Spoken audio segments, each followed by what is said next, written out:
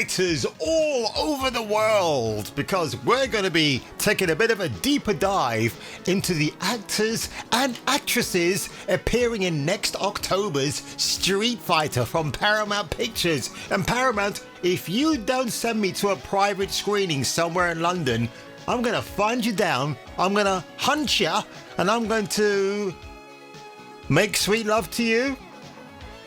I don't know where that came from, but anyway, folks, if you end up enjoying this silly video today, you know what to do. YouTube's newest hero is here to save the day. His name, Kung Fu Hot Dog. Oh my god, why is that Gizmodo sign shaking vehemently and violently? What a catastrophic effect this is having, and I rather like it, but without further ado, meet the world warriors of the new Street Fighter movie in these wild posters. Indeed, let's meet our warriors who are out to battle to the not so death, because this will be a PG-13 film, of course, but the reporter here, whose name is Isaiah Calbert, and then you can see what she looks like. Who? Because he, being black and diverse, put some street jargon into some of these profile pictures, the portraits, which I think is a pretty nice word actually. Portraits of the fighters are more than posters, because it is all done in portrait mode, like your mobile or cell phone. In the delirium that was the Game Awards, we got an eyeful, we certainly did, and here's a recap of what I enjoyed as an eyeful. Oh man, she looking good, man. Oh man, looking good, baby, looking good. And it wasn't a trailer, it was a sneak peek, but it was done so well, to its credit. Oh my god, fantastic.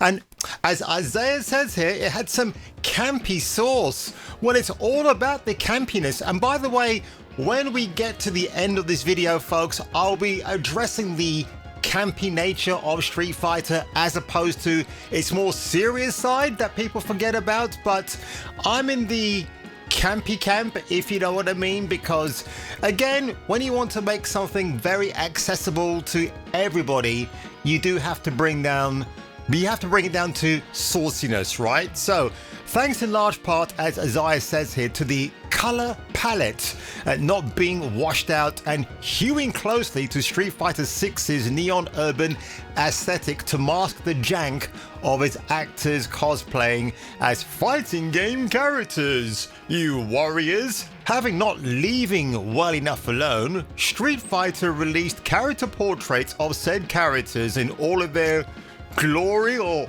birthday suit, one hopes. Well, we'll soon find out. Now, he actually goes through all the portraits and he either marks them with a fail or a pass. So Andrew Koji as Ryu, I mean, come on, this is... You don't need a brain surgeon here to tell you this guy's perfect casting. He looks absolutely fantastic. As far as the live action Ryu goes, there's honestly no way that they could mess that up. All Homeboy needs is his white gi or guy, some red gloves, a headband to match, which I've got right here. And it's really funny about this guy because I didn't know he was British for a start, but everybody was speculating with his martial arts background, why wasn't he in the first Mortal Kombat movie? But now he ends up being in Street Fighter, which I think either way, whichever one he went with, it's a done deal. And I think he did the right thing here, or his agent did. But wait a minute, there's more. Andrew Koji starting the HBO 3 series run of Warriors. And I can't wait to watch this for one very good reason. Well, apart from Mr. Koji. Finished. I recognize that logo. Secret war of yours. We're all gonna suffer. And that is Hoon Lee, Job from Banshee, the other Cinemax series I love so much. So I'm gonna order this thing. I cannot wait. Let's have another closer look at. Oh, it's only the first season. There is no seasons 2 and 3. So again, I have seen supposed complete season runs on eBay, but they are fake. I won't buy them at all. So until HMV actually gets the original other series or a complete series, which will make more sense, then I might dip into this. We'll wait and see. Disappointing, it's a streaming only series so far. For the other 2 seasons, I want a complete physical package to put on my shelf next to Banshee. Of course, Jonathan Tropper, the creator of Banshee, is also the creator of Warriors. So holy moly, man. I just saw this trailer and it blew my mind. I heard people telling me it was great. How they said to me, dude, it's from the guy that made Banshee, one of your all-time great TV shows with lots of titty and AA, if you know what I mean. Then why didn't somebody reach out and tell me, god damn it? Sorry, Mr. Koji. I'll make sure I purchase this DVD and you can sign it for me at a convention sometime. Noah Centineo, big fan of this guy as Ken. Interesting, the long-haired look, as Isaiah says here, that he definitely digs the look of Ken, which does actually Ken Masters. Because Ken has a girlfriend, doesn't he, in the games? And I don't know if they're going to bring her into this. I doubt that very much. It's all about sparring it, right? So no time for women and breaking your knees in bed, none of that stuff. It gives him extra flair, the flamboyant hair, like Rick, of course, from WWE. He's likely to spam his Shinryu Repas and Sempokyakos, whatever that is. Noah Centineo, you get a pass, sir. And if you're very lucky, I might make a pass at you much later on at the press junkets. Kalina Liang as Chun-Li. Now, I'm going to say this much about her. She's not the best looking Chun-Li I have seen. Ming-Na Wen, hands down the best, maybe even the anime Chun-Li from Street Fighter 2, the animated movie from 1994, which I'll be briefly discussing at the end of this video, is also very hot. I mean, she looked great, by the way, at the Game Awards last week. Oh man, she's looking good, man. I don't know why they couldn't have retained that look for her. As it says here, her design is pretty iconic, with the leggings, high boots, and having her hair in buns so as not to get it all in her face. And then when she does the spinning bird kick, she's not messing around with that fashion formula. Now listen, I've got to break screen here and just talk about Chun-Li, because when I first strolled into an arcade and watching other players duking it out on Street Fighter, when Chun-Li came on and started doing that spinning bird kick, you wonder how those players managed to perfect that and get them to use that move so many times. Because her design wasn't by accident, it's on purpose. And let's just say, forget about your Playboy stash of magazines. When you see Chun-Li turning upside down in her tights, in that split dress, doing those spinning bird kicks, your mind and everything else gets really weirdly erotically aroused. Did I just say too much there? Well, let's get back to this. Cody Rhodes as Guile. I think this is good. Great casting. Obviously a WWE hero, and like seeing him next to Roman Reigns last week was just really peculiar, but I liked it because obviously he defeated Reigns in that meetup. Hot take, I don't hate this guy look. Sure, the hair is enough to make you want to curl up, does he mean hurl up, and die on the spot looking at it, but it's rather good actually. Cody Rhodes as Guile makes sense, plus Guile does look like a dork on principle. Let me have some fun! Let's get this mission started. Again, I never thought he did. I always thought he was a bit of a badass in the games, so that never came across. It's really kind of funny how people interpret certain characters in a certain way, and I'm like, oh, I don't see that, man. I only wish they somehow kept Cody's very poorly sized American nightmare neck tattoo in the whole look, since it's as cringeworthy as Guile having a tat of the Stars and Stripes. Anything beats whatever Cody gets up to in Naked Gun and the collective trauma of his Stardust, if you're Fred Durst from Limp Bizkit.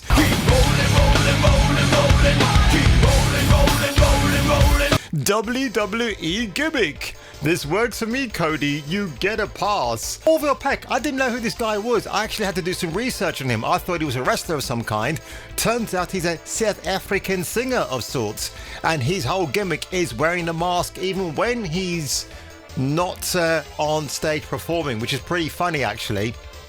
Of all the characters revealed, the portrait, Vega is the only one I wish they'd gone, well, hornier with. Now listen, he looks flamboyant here. He's a flamboyant fighter. When he gets into the ring, he's making those cuckoo caca noises with his long talons. I mean, you are afraid of the guy. So I think they got the look and the hair with some Ric Flair all done down to a T.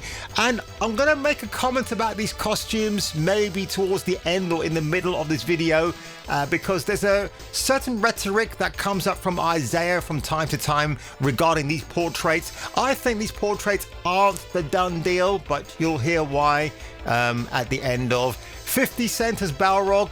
Again, he wasn't very keen on this. I don't know why. Is it because Curtis Jackson lacks any kind of acting skills? He's not a bad fella. I think he's all right, actually.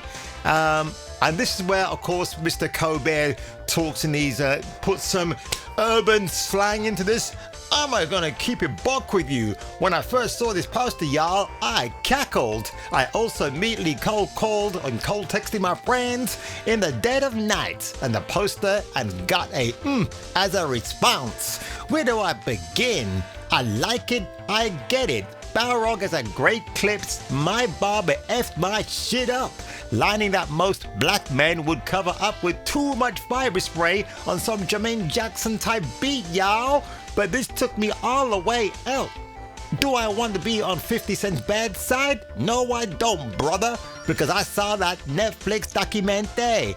But I will be holding back laughter watching him do anything in this movie. It's game accurate, but at a high cost. And I cannot take you seriously, 50 Cent. You fail. Are you kidding? Really? Do you think Curtis Jackson's going to give a monkey's whether you fail or pass him? Listen, the minute I saw him in the early preview footage where he's got the iconic Balrog haircut, it looks great. I just thought, holy shit, that is great casting on 50 Cent's part. Jason Momoa, who this guy regards as looking like a cross between the Hulk and somebody else going on a rampage in Grenada. I think he looks fine, actually. Again, is Jason Momoa being overused at the moment? Maybe. Again, he's fleeted and missed it cameo for 1 millisecond in the Supergirl trailer last week. That was disappointing. I mean, I know it's Supergirl, it's all about her, but people, if you're a die-hard comic book fan, you love the Simon Bisley Lobos, you fraggy know that people like me will go and watch the film for that.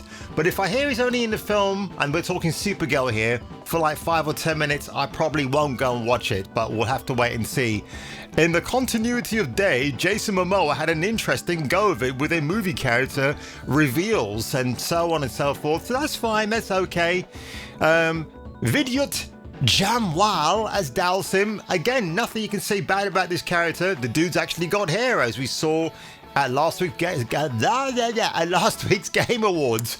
And he looks fine. He's a handsome fella, actually. And again, you can't get this character wrong, and he looks absolutely fine. He got a pass. Olivier Richter's as Zangief. Now, interestingly enough, he's got a variant outfit here, and this is in line with obviously the Street Fighter games where you can give your characters certain costume variations, and why not? Remember when I mentioned earlier that I like it when these posters or portraits hint at their characters without going full fanboy with compare and contrast of their outfits, cosplaying their vanilla looks? This is what I mean. Zangief looks like a dapper gentleman who is about his business yet will show a little chest. This works leagues better than just showing him in his wrestling trunks, which is true, but then again we did see that in the trailers, so I don't mind this, and I think it looks absolutely fine. I do like the font that they use here on each of these portraits. I really do like those a lot. And then we get to Hiroki Goto as Eddie Honda. Why did he call him E Honda? Call him Eddie Honda. That's his actual name. He doesn't like this because I didn't know this. He's actually wearing a fat suit. It's a great fat suit. I mean, what do you want the guy to do? go full Raging Bull mode like Robert De Niro did, put on all the weight to play Jake LaMotta or Jake LaFotta, and then finding it hard to shed the weight afterwards. That's the price you pay when you go full method. In this case, Hiroki is just going half a retard because he likes to think about his health. And I can't say I blame the man for even doing that. David Dasmalchian as M. Bison. Again, the guy's got the smarm. I mean, that outfit there, that whole look right here, you can cast your aspersions and other things come to mind. I mean, he looks like Rowan Atkinson on steroids, which I don't think is actually a bad comparison, to be honest. I think he looks fantastic here. He likes the commanding presence, the smarmy expression that matches Raul Julia or Raul Julia. Everything here works. He's got that shit on. Oh, he didn't mention, by the way, Isaiah, that he's actually put on a bit of muscle for this. Not a lot, not terribly a lot. But you can, even I noticed, like, oh, David actually bulked up for this role slightly. You can tell, because Bison is meant to be quite, you know, the dominating physical force. Roman Reigns as Akuma Matata. Again, I'm not sure why people aren't too thrilled with his look, but again, Mr. Colbert says here that he's, Mrs. Colbert says that he's not a fan of this look. Obviously, it's going to be costume accurate to the character in the games. I do remember that. What gives it away is the ball chain he's wearing up there. I call it ball chain, probably a skull chain. Oh my God, give me a break here, guys. Andrew Schulz as Dan Hibiki. Again, a character I'm not too familiar with, but I'm going to put some footage up here of him so you can see what I'm talking about. Dan Hibiki, back after the ultimate improvement. Father! Psycho! But he says here, look how they massacred my boy. It's like that flirting versus sexual harassment meme. Dan Hibiki is a lovable goof. This is just Andrew Schultz wearing too much pink. Well, it depends what shade of pink. That's where we have to get at here. He's shaped like an a-hole. Under the jail, Andrew Schultz, you fail. Terrible desperation at rhyming there. Eric Andres Dan Sauvage. Again, a character that if you don't know who he is, you got to look at the cutscenes. He's a former rock star turned Zangief's announcer from these SVF story, Street Fighter V story, beg your pardon, story mode, and he's giving a Don King type vibe. And the character pretty much looks like this. So I guess you pass, Eric Andre. Mel Johnson as Cammy. Now, remember when I first saw her, I wasn't entirely thrilled with her as an actress, maybe donning said iconic leotard of Cammy. So what you know straight away. Now, I don't know if there's a variation of this in Street Fighter 5 or 6, but obviously she wears a green leotard and a red beret. And I'll tell you what, her leotard here is pretty thigh high, and I'm all good with that.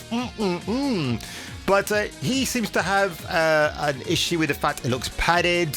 But I get it. You know, this is a PG-13 film. You don't want to offend parents, well, especially the mums, whose sons might take to a very horny-looking Cammy on the big screen. But all I'm going to say is this. If there's any leftover B-roll footage of Miss Johnson, along with that Kylie Minogue lost footage of them in their rather saucy Cammy outfits, please hit me up. Oh my word, that would be something to add to the treasure chest of other ladies' chests I have.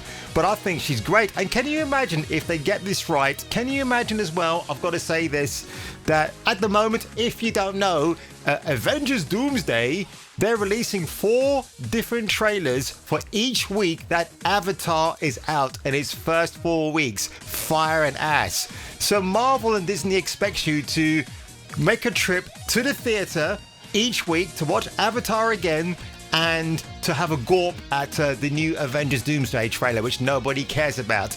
In this case, if she were looking way, way hotter than this in a more saucier outfit, I think the same thing applies, but just in a different manner. And they might be thinking, oh, why is my son so into this Street Fighter movie? I can't wait. Maybe I should go along with my son as a dad. And that'll be embarrassing by all consequences. And then Raina Vallandigham as Julie. She's like the serious businesswoman who is part of the, is it Shabaloo Faithful, to get the better uniform as she does here. Because again, I believe that Cammy was part of the Shabaloo, or Shadaloo, shall we say, not to be confused with Agadoo from Black Lace, if you know that song. And then Alexander Volkanovsky as Joe, who, yeah, when we saw him, I didn't know who he was, but unwittingly, the end clip I used on my reaction video has him as a non-playable character, an NPC, fighting Ryu. So I thought that was a nice touch of me to put that clip on, because I thought it looks pretty good. And he looks good. Yes, he's a goofy guy. He's got a bit of a big head, but you know, again, a lean, mean, taut machine. So he's all good, man. And I think that pretty much showcases all of these great portraits. I think you know where I'm going to be stopping on this one, because really I can't get enough of Miss Johnson at the moment.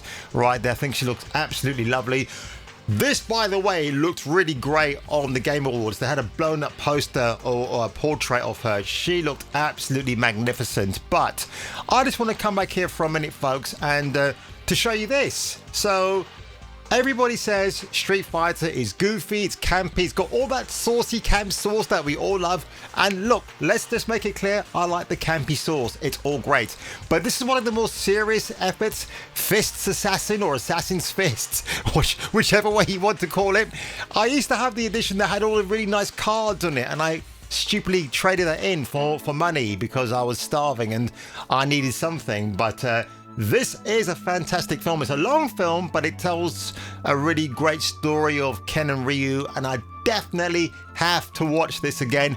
Street Fighter 2, the animated movie, which you can watch on YouTube, funny enough, has been through numerous censoring here and there, because there's a very famous scene, famous, I like to call it, of an anime Chun-Li in the shower.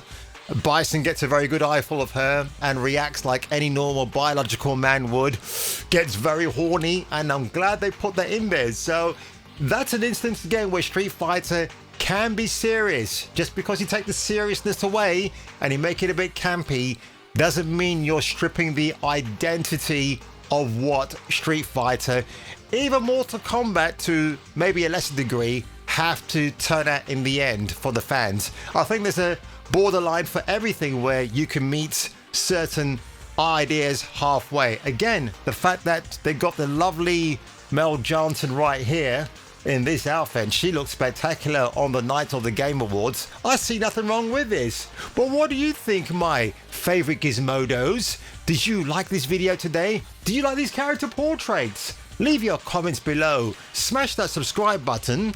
And if I were you, and if you were me, I'll catch you catching me for the return of the next video. And he's likely to spam his Shinru Repas and Senpukai. Next time on Kung Fu Hot Dog.